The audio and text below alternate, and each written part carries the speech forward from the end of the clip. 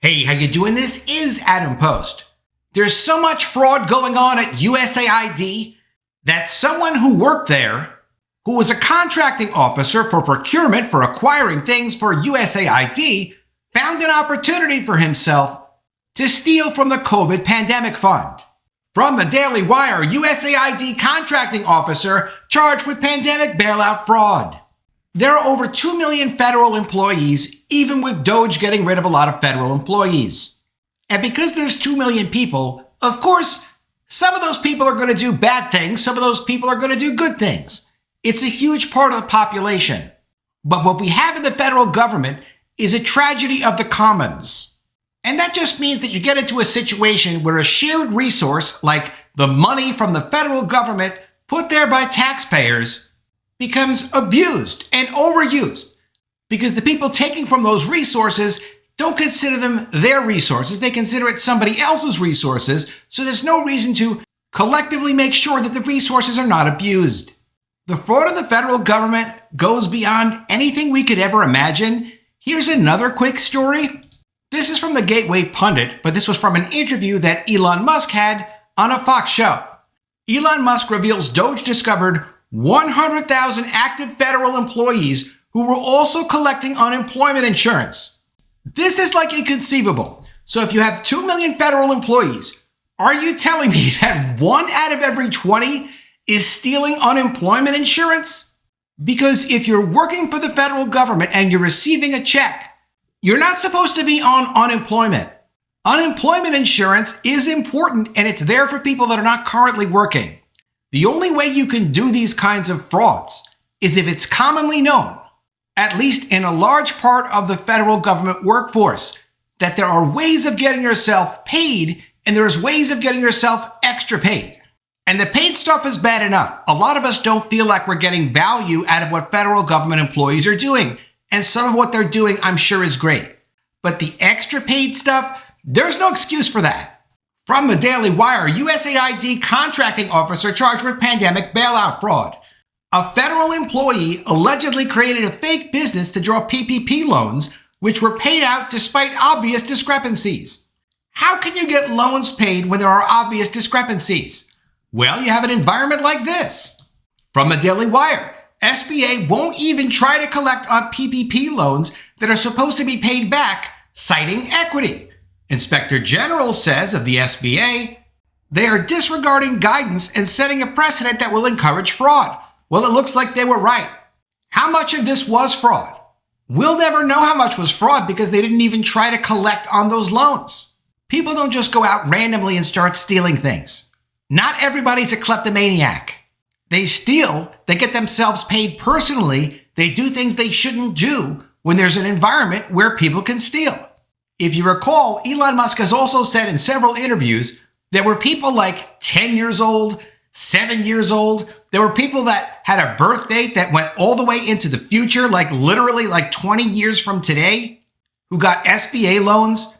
The SBA became a place where you could steal money from it if you knew the right person at the SBA. This is the first federal government employee prosecution I've heard about, publicized by any media. We need to see a lot more of this if this is what went on. It's not a good thing to go and target federal employees. But if federal employees did this thing, and it looks like they did this, they got to get prosecuted. Not all of them, just the ones that did it. Just the 100,000 or so that collected unemployment insurance. You can't mistakenly collect unemployment insurance. This isn't like, oh, I was at work and I left work and I know that's a work pen. It really wasn't my pen. Oh, I took a stack of paper, maybe even a work computer home. And you know what? No one needs it. It's an old computer. You really ought not to do that. That's not what this is. This is 100,000 active federal employees taking unemployment insurance.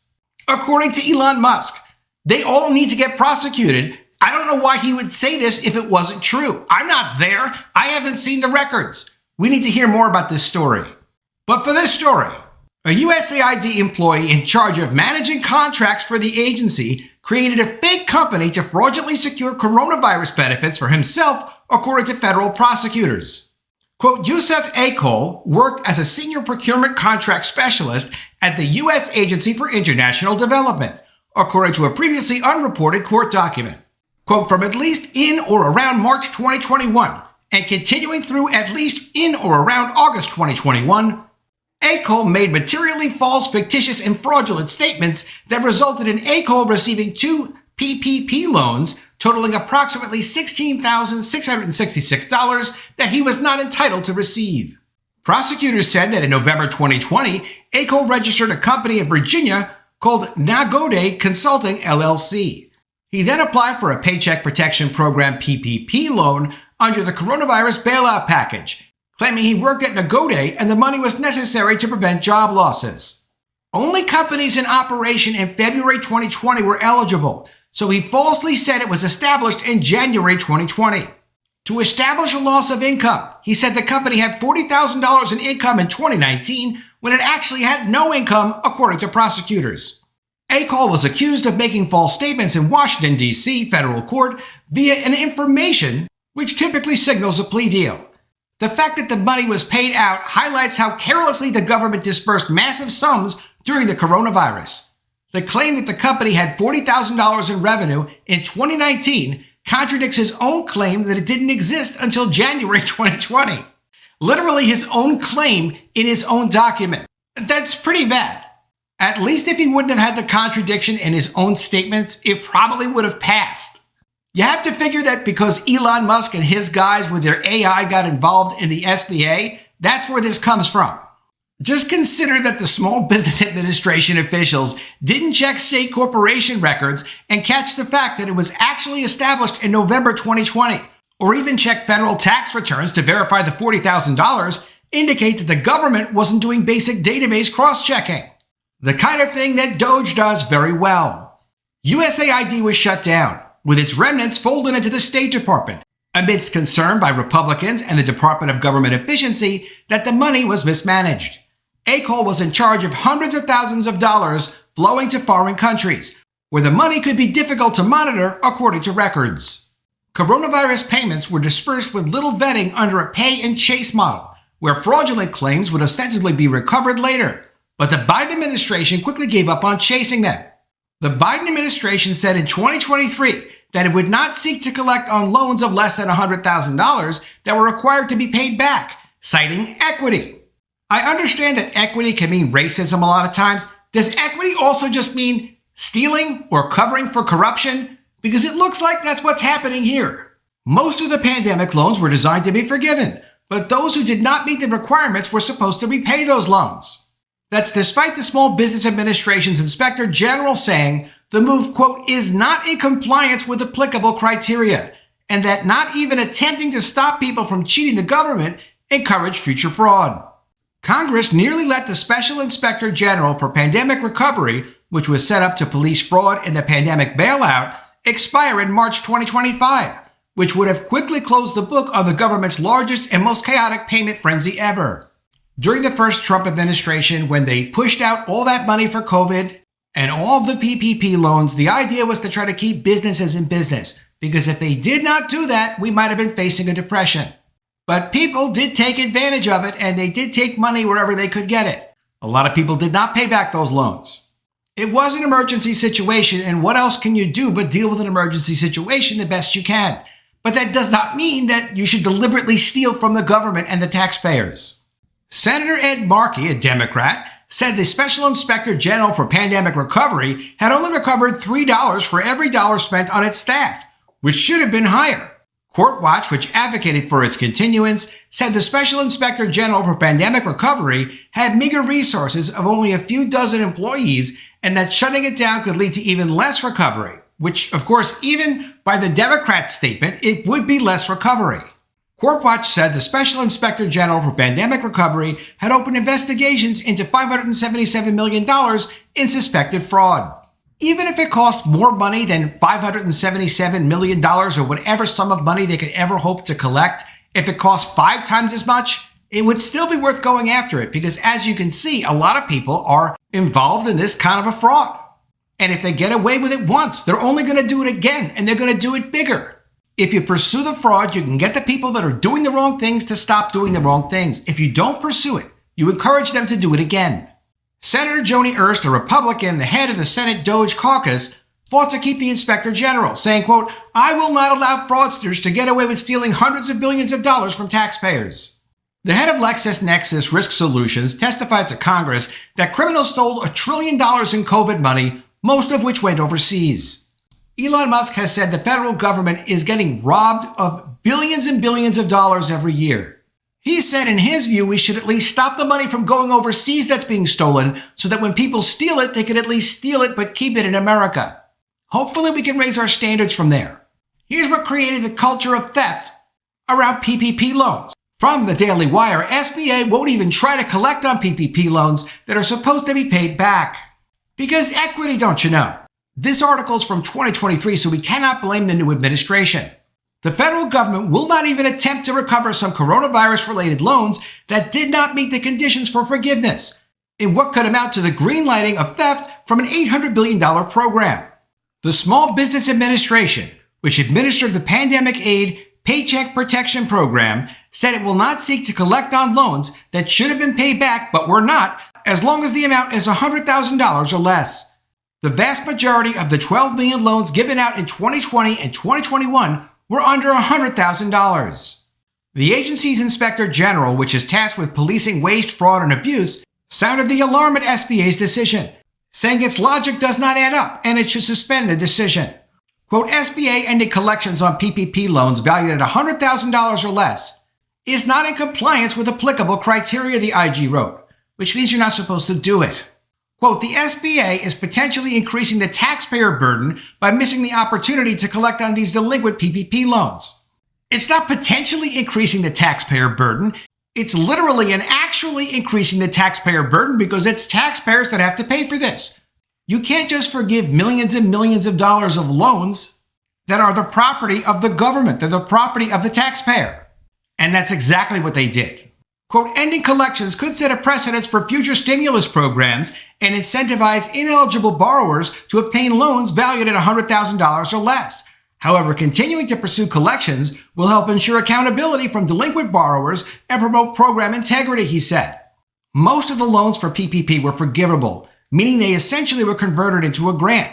But if recipients did not meet certain conditions, the money was supposed to be paid back. However, the agency is essentially just letting them keep it. 1 million borrowers with loans totaling $17 billion have not sought forgiveness for loans under $100,000. Quote, the SBA made a decision to formally end collections on purchased PPP loans with an outstanding balance of $100,000 or less. The SBA's rationale for the decision was to provide equitable treatment between smaller sole proprietor borrowers not protected by an incorporation shield and larger incorporated borrowers, according to the AG, who wrote in an alert questioning the decision. Quote, therefore, borrowers that have a PPP loan with an outstanding balance of $100,000 or less would not be referred to the U.S. Department of the Treasury for collections or other collection measures. The law allows federal agencies to not try to collect money that's owed to them only if the cost of recovering the money would exceed the money itself. The SBA claimed that was the case, but the Inspector General said that was doubtful and that the SBA didn't even run the numbers. Quote, SBA purchased these PPP loans because the lender identified that the borrowers were 60 days or more past due on scheduled loan payments. However, SBA did not pursue collections on these loans. Instead, SBA charged off those loans and made no referral to Treasury without conducting a sufficient cost-benefit analysis to support ending collections, it said. When someone who owns loans or you have receivables, money's owed to you as a business, and you decide you're not going to get paid, it doesn't look realistic that you're going to get paid, you can charge off those loans, and there are accounting rules and laws, even if you're a private business, where you could say, well, this is really worthless. I'm going to make it worth zero and charge it off, and then get related tax deductions and things like that. It's a normal thing to forgive a loan, but there has to be some reason for it. There has to be some legitimate purpose. Equity is not a legitimate purpose. Your client, for example, owing you money, going out of business, that's a legitimate purpose. The IG went on to say, by referring the loans to the Treasury in accordance with normal procedures, the government has ways of easily recovering money at little cost, including withholding it from future tax refunds, it said. It also puts their name on a list to prevent them from taking advantage of other government programs so they don't do this again and again. PPP loans were made by banks, but the government was required to purchase the loans if there were any problems. Government investigations found that many financial institutions had a cavalier attitude as a result, taking a hands-off approach to fraud because the more loans they processed, the more money they made, and when the loans were approved despite being ineligible, it was the taxpayers and not the bank who had to eat the cost. Because the loans, even though the bank made them, anytime that loan wasn't getting repaid, the bank could force the government to buy that loan at full value, which the government did, and then threw it all away because equity. Banks are supposed to make an initial effort at collecting money before selling the loan to the government. But the SBA did not even require banks to show evidence that they made an attempt according to the IG. And banks made money on this whole process. In response to the IG, the SBA said it did not intend to reverse its decision and defended itself by saying that it wasn't worth recovering money because it had a very poor record of recovering money. In a similar program, they only recovered 0.28% of the amount that it was owed. And it asserted that the Office of Management and Budget recommendations did not legally apply to it. Another way of saying, we know who got loans and who didn't get loans, and a lot of the people that we gave as loans, we don't want to collect from. We want them to keep the money and have a great time with it. This is the first prosecution of a federal employee like this that I've seen for stealing money from the government. Under the PPP program, hopefully we see a lot more. And with DOGE in place, we never see this happen again. Let me know what you think of all this in the comments below. Always love to see your ideas. Please be sure you are subscribed to the channel. Click the bell for notifications, give me a thumbs up, and I'll see you again soon with another story. And if I don't see you, I will miss you.